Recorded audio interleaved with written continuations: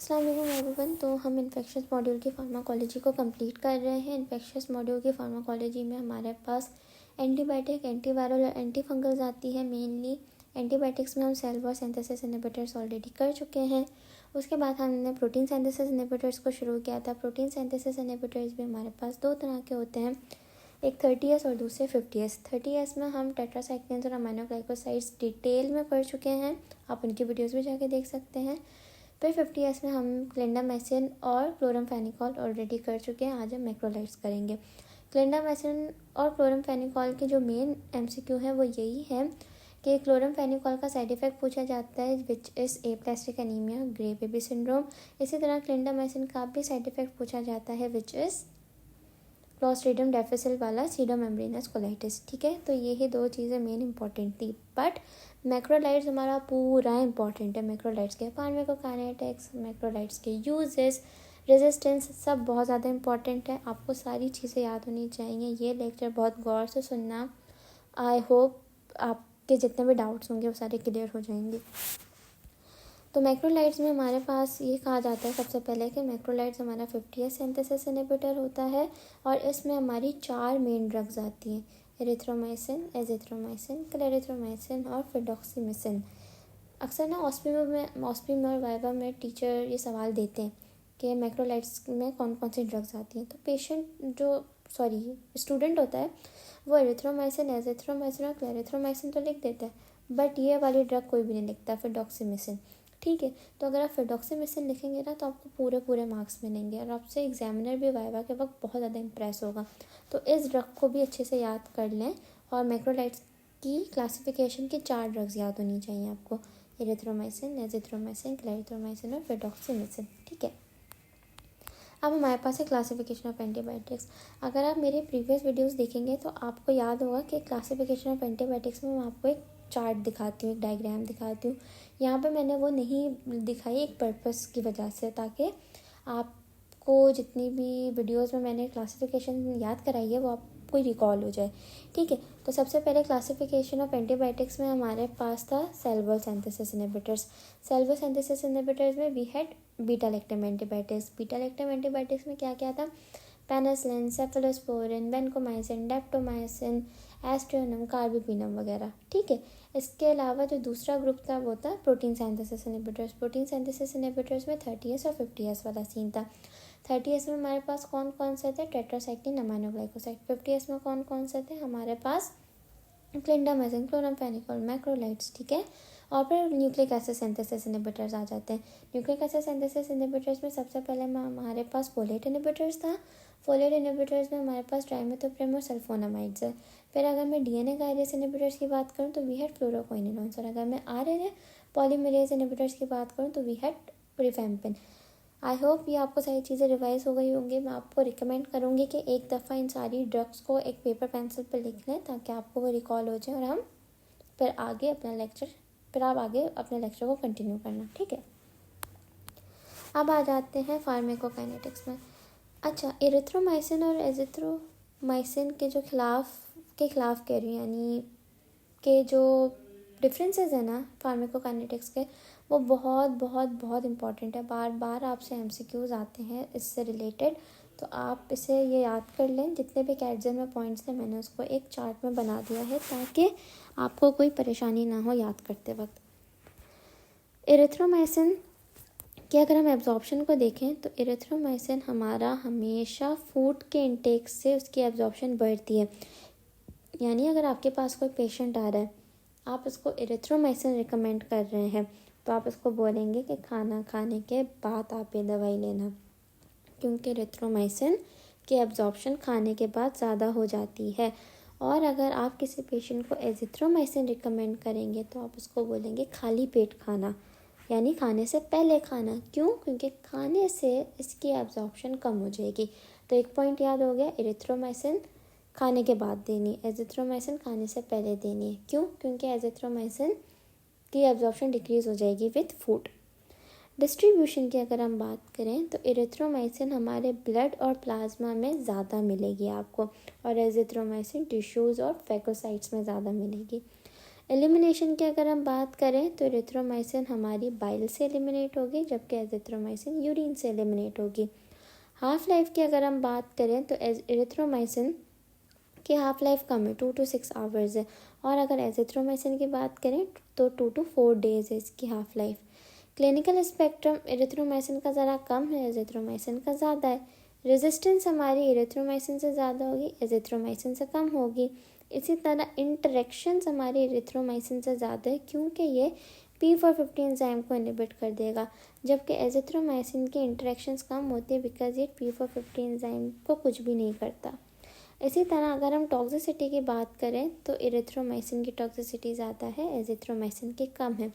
तो overall erythromycin हमारी इतनी अच्छी ड्रग नहीं है। क्यों? क्योंकि एक तो उसका क्लिनिकल स्पेक्ट्रम कम है और दूसरी बात इसकी टॉक्सिसिटी ज़्यादा है, जबकि एजिथ्रोमाइसिन का क्लिनिकल स्पेक्ट्रम भी ज़्यादा है, टॉक्सिसिटी भी कम है। तो azithromycin is better than erythromycin. ठीक है, ये याद हो गया। अब हम नेक्स्ट पे चलते हैं।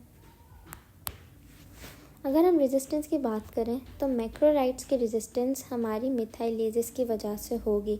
आपको याद रखना है कौन सा एंजाइम कौन सी ड्रग के खिलाफ रेजिस्टेंस क्रिएट करा रहा है।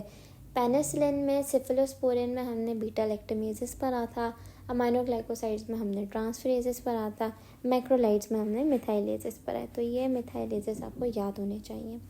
साथ ही साथ ईफ्लक्स पम्प्स की वजह से भी होता है। ईफ्लक्स पम्प्स कहते हैं कि आपका जो बैक्टीरिया जिसके अंदर आपकी ड्रग ने जाना है, तो आपके ड्रग जो हमारा बैक्टीरिया है उसके सेल वॉल में ऐसे पंप्स लगे हुए होते हैं जो इस ड्रग को बाहर निकाल देते हैं, फेंक देते हैं। तो ये हमारा ईफ्लक्स मैकेनिज्म होता है, यानी ड्रग आपके बैक्टीरिया सेल में इतने अरसे तक ठहर ही नहीं रही कि वो काम करेगी। ठीक है। साथ ही साथ अगर हम एंटेरोबैक्टर की बात करें तो सिर्फ एक एंटेरोबैक्टर ही है जो एस्टरेजेस बना के भी मैक्रोलाइड्स के खिलाफ रेजिस्टेंस क्रिएट कर सकता है, बट मेन आपको मिथाइलेजेस याद रखना है।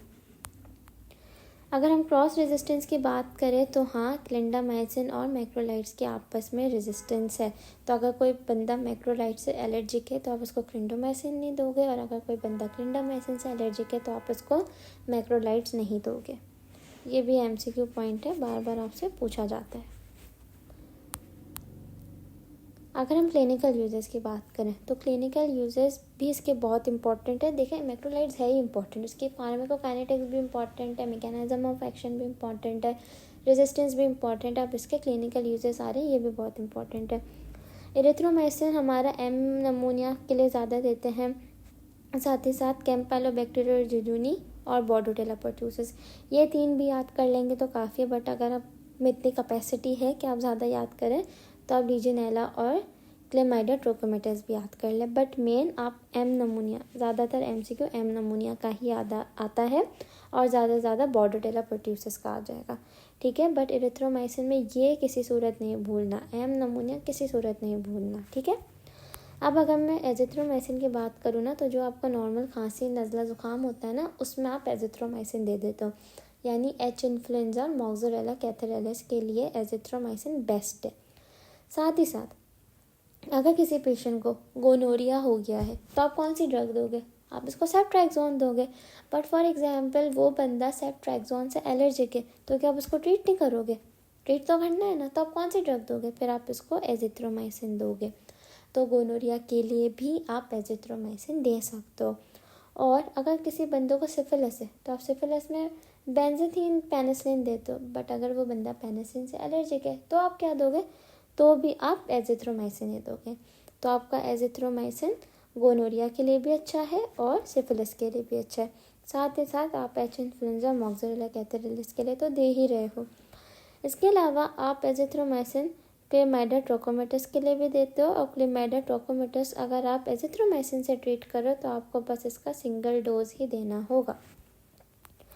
और जो MCQ बार बार आपका आता है वो ये है कि कम्युनिटी एक्वायर्ड नमूनिया को ट्रीट करने के लिए कौन सा मैक्रोलाइड देते हो? तो आप एजिथ्रोमाइसिन देते हो। तो ये आपका बहुत ज़्यादा इंपॉर्टेंट है। साथ साथ आपका गोनोरिया का, सिफिलिस का भी MCQ आ जाता है, बट ये वाला तो आपका पास्ट पेपर में भी मौजूद है। तो एजिथ्रोमाइसिन के यूजेस क्या आते हैं? नमूनिया, से यानी माइकोबैक्टीरियम। ठीक है। तो नमूनिया और बॉर्डोटेला परट्यूसिस, और एजिथ्रोमाइसिन में आपको मोक्सरेला कैथेरेलिस, एच इन्फ्लुएंजा याद करना है, साथ ही साथ गोनोरिया, सिफिलिस, क्लेमाइडा, ट्रोकोमेटिस और most importantly community acquired pneumonia. अब क्लेरिथ्रोमाइसिन के भी बहुत ज़्यादा यूजेस पूछे जाते हैं।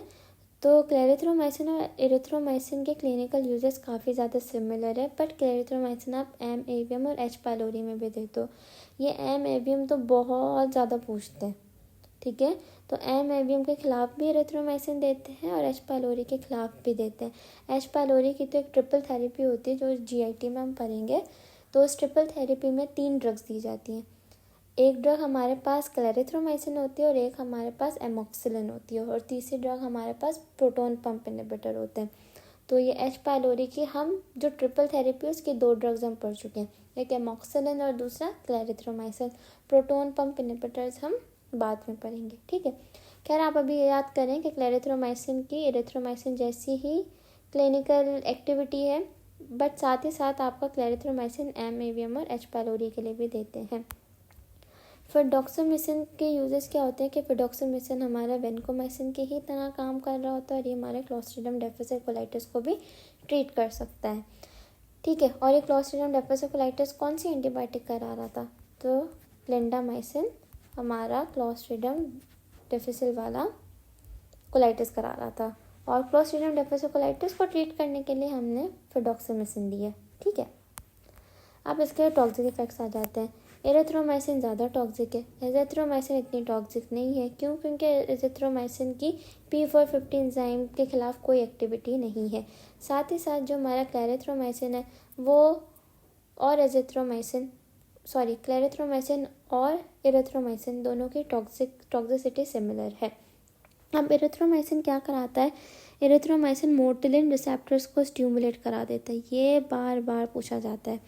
अच्छा, अगर मोटिलिन रिसेप्टर किसी पेशेंट के स्टिमुलेट हो गए तो इसका जीआईटी ज़्यादा एक्टिव हो जाएगा, नॉर्मल से ज़्यादा एक्टिव हो जाएगा, हाइपर एक्टिव हो जाएगा, ठीक है। तो हो सकता है इसको बहुत ज़्यादा मोशंस वगैरह हो जाए।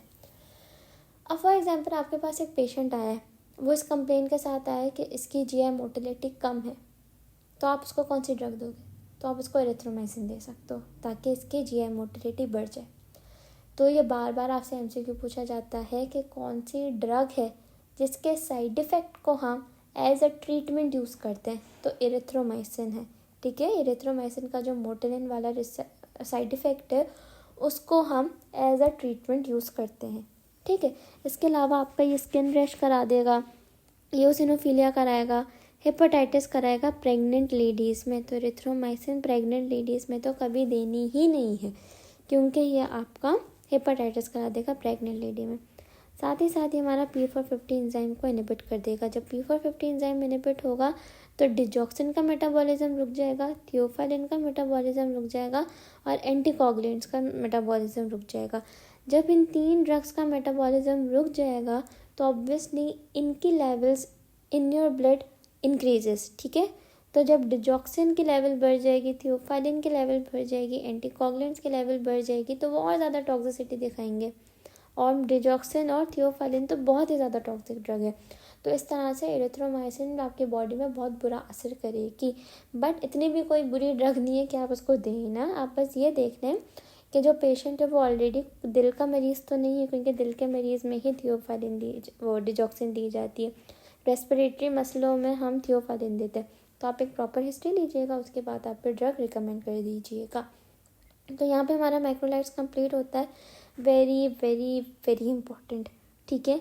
आपको इसकी टॉक्सिसिटी आनी चाहिए, आपको इसके यूजेस आने चाहिए, आपको इसकी क्रॉस रेजिस्टेंस का पता होना चाहिए, इसकी रेजिस्टेंस का पता होना चाहिए एंड मोस्ट इम्पॉर्टेंटली इस चार्ट के बारे में आपको पता होना चाहिए।